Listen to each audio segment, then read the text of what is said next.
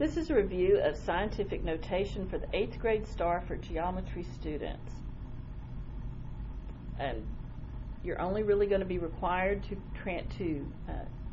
convert from scientific notation to standard form and standard form back to scientific notation. So we'll give a few overviews here on scientific notation, and then you'll have some practice.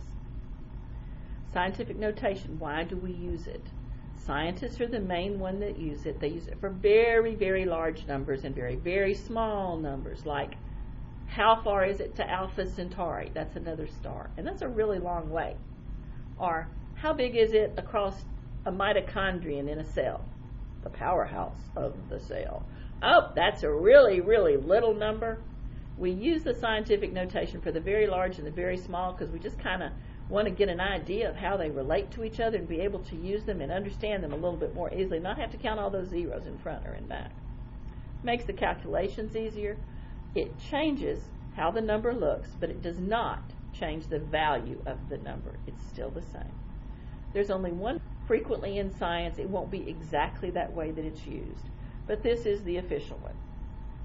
Some number times 10, always 10 to an exponent. The number has to be one digit only before the decimal, and it can't be a zero. In other words, it's greater than or equal to 1. It can be 1, but it cannot be 10. It must be less than 10. The exponent may be negative or positive. Get an idea or two of how that works here. Take an example. So if we have a number, 5, one digit, that's what we're allowed, and it can't be 0. Then there's a decimal. You don't really have to have a decimal, but if there's numbers after it, you do have to have it. Then there's some numbers, and these poor numbers, we just don't care. If there's numbers there, that's great. If there's a lot of numbers, doesn't matter. Whatever's there, you just put it. Times 10, always 10. Always 10. Why is it 10? Well, it's because we're a base 10 number system, and why are we a base 10 number system? I'm thinking it's probably because we have 10 fingers. Base 10 number system, 10 fingers, that's always got to be a 10. Okay, why am I making a big deal about being 10? Well, the reason is one year on the state test, they had something that looked like this. They had, say it was this number, 5.123 times, and then to the right exponent, say the exponent was 7. We'll put that there. Okay, are you noticing a little problem here? And on this particular problem, 5.123 was the correct coefficient, and 7 was the correct exponent. But no way is 11 the right number. It's got to be a 10 because it's base 10, and because I got 10 fingers is why it's base 10. Got to be 10. So on this particular problem, it had the correct coefficient, the correct all the other answer choices were wrong, and the correct answer choice was not here. But lots of people put this as the correct one. Why? Well, they looked real hard at the coefficient. Yeah, that's right. They looked real hard at the exponent, and they were a little nervous, or they were just trying to get to the next question, and nobody noticed that it should be a 10 instead of 11. Yeah, don't let that happen. Make sure you actually read the questions, please. Oh, and so there needs to be some exponent here also. Didn't write that in. And the exponent can be positive or negative. I've got a little system that I came up with a while ago that works really nicely. If you're doing fine with the way you're doing scientific notation, then keep with it. But look at this and see if this might be helpful to you.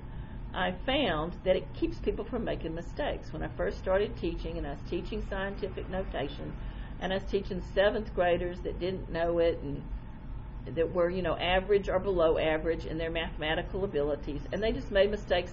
And I noticed time after time they made the same mistakes. So I tried to come up with a way that would help them not make those same mistakes. And this actually works.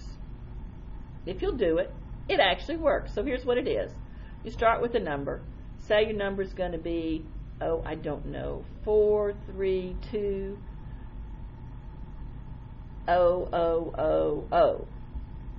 Okay, so that's 4,320,000.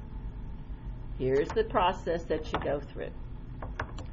You start at the beginning of the number, and you look until you find a number that's not 0. In this case, that's pretty easy. There it is. It's 4. Draw a line, a vertical line after it. Write down the 4. Put a decimal. Copy everything after it until all you've got left is zeros.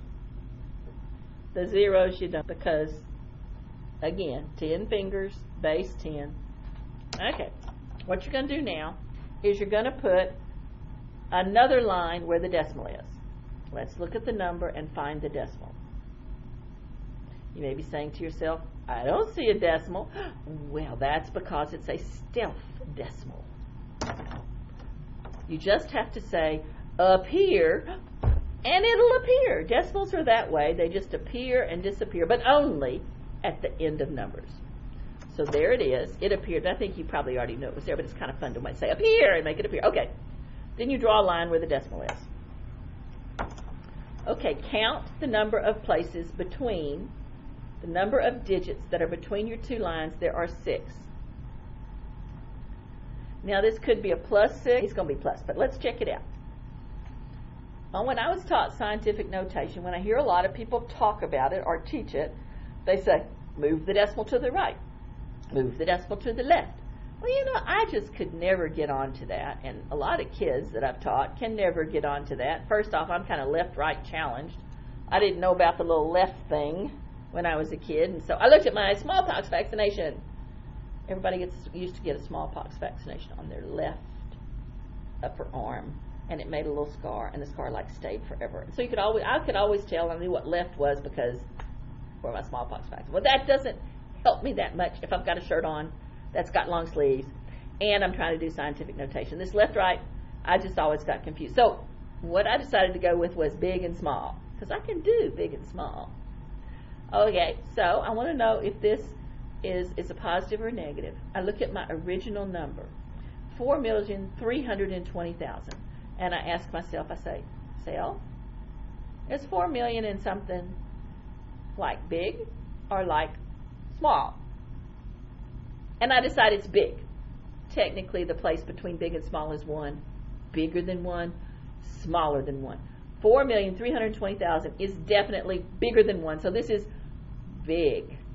Well, big is going to get you a plus, and there's a plus, and we're done. Okay? So that's how you do it to convert to scientific notation for a number that's like that. What if you have a number like this?